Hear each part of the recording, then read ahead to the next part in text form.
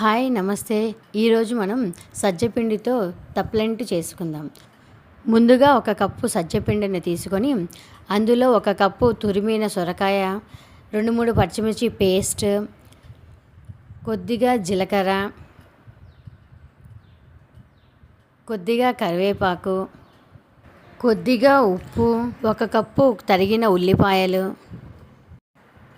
పావు కప్పు నానబెట్టిన పెసరపప్పు వేసుకొని ఈ పిండిని బాగా కలుపుకోవాలి. దీనికి మళ్ళీ నీళ్ళు అవసరం ఉండదు. సొరకాయలో ఉండే తేమనే సరిపోతుంది.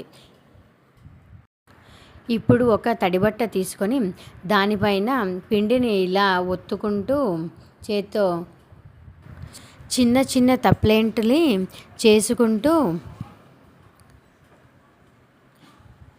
తీసి ప్యాన్ పైన వేసి కొద్దిగా నెయ్యి వేసి 2 వైపులా బాగా కాల్చుకోవాలి. అంతే అండి, ఎంతో టేస్టీ అయిన హెల్తీ అయిన సజ్జ పిండితో తప్లెంట్లు రెడీ.